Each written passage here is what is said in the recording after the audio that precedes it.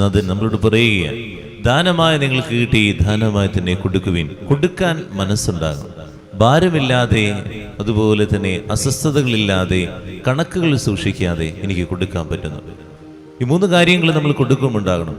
മനസ്സിലൊരു ഭാരം തോന്നരുത്. അതുപോലെ തന്നെ കൊടുത്തു കഴിഞ്ഞാൽ അവർ വളരോ എന്നൊരു അസ്വസ്ഥത നമുക്കുണ്ടാകരുത്, അല്ലെങ്കിൽ കണക്കുകൾ വെക്കരുത്. അങ്ങനെ കൊടുക്കാൻ പറ്റുമ്പോഴാ നിറഞ്ഞ മനസ്സോടുകൂടി കൊടുക്കാൻ പറ്റുക. നമ്മൾക്ക് നമ്മുടെ കയ്യിൽ പൈസയൊക്കെ ആയി കഴിയുമ്പോൾ നമ്മൾ എന്ത് ചെയ്യുന്നറിയുമോ, ഒരു FD കൊണ്ടിടും. ഈ FD എന്ന് ഇടുമ്പോൾ പലിശ ഇങ്ങനെ കിട്ടിക്കൊണ്ടിരിക്കും.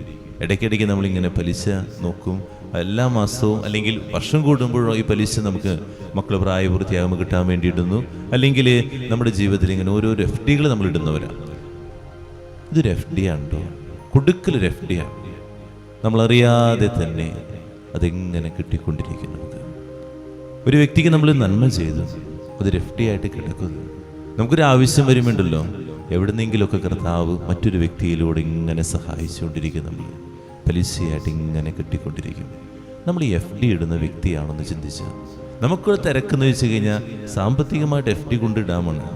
കൊറോണ സമയത്ത് അല്ലെങ്കിൽ വെള്ളപ്പൊക്ക സമയത്ത് ഇട്ട FD പോലും എടുക്കാൻ പറ്റാതെ, തുണി പോലും ഇല്ലാതെ നമ്മൾ ഓടി നടക്കായിരുന്നു. ആകെ ഉണ്ടായിരുന്ന FD എന്ന് പറഞ്ഞു കഴിഞ്ഞാൽ ഇതുപോലെ കൊടുത്ത നന്മകളുണ്ടായൊരു FD ഉണ്ട്. ഈ FD ഉണ്ടായതുകൊണ്ട് കുറേ പേര് നമുക്ക് അഭയം നൽകി, കുറേ പേര് അവരുടെ വസ്ത്രങ്ങൾ പകുത്തു നൽകി. നമ്മൾ ചിന്തിച്ച് നോക്കി, ഇതുപോലെ FDകൾ ഇടാൻ പരിശ്രമിക്കുക. ഈ ജീവിതത്തിൽ നമ്മൾ എത്ര ബാങ്കിലുണ്ടെന്ന് ചിന്തിക്കുന്നതിനേക്കാൾ അപ്പുറമായിട്ട് ഇതുപോലെ നമ്മൾ എത്ര FDകൾ ഇട്ട് വെച്ചിട്ടുണ്ട്. അത് ചിന്തിച്ച് നടക്കേണ്ട ആവശ്യമില്ല. ഇങ്ങനെ ഇട്ടുകൊണ്ടേയിരിക്കുക. ഓരോ ദിവസവും ഇങ്ങനെ 10,000-ൻ്റെയും 1,00,000-ൻ്റെയും ഇങ്ങനെ സമ്പാദ്യങ്ങൾ മനുഷ്യരുടെ ഹൃദയങ്ങൾ ഇങ്ങനെ ഇട്ടുകൊണ്ടിരിക്കുക. അങ്ങനെ ഇടാൻ പറ്റി കഴിഞ്ഞാണ്ടല്ലോ നമുക്ക് സ്വസ്ഥമായിട്ട് കിടന്നുറങ്ങാന്നേ, വേറെ കുഴപ്പമൊന്നും ഉണ്ടാകില്ല. അല്ലെങ്കിൽ സാമ്പത്തികമായിട്ട് എവിടെയെങ്കിലും ഒരു ബാങ്ക് പൊളിയുമ്പോഴേക്കും നമ്മുടെ ഹൃദയം ഇടിക്കാൻ തുടങ്ങും. അയ്യോ കഴിഞ്ഞില്ല, പോയില്ല പറഞ്ഞു ചിന്തിച്ച് നോക്കാം.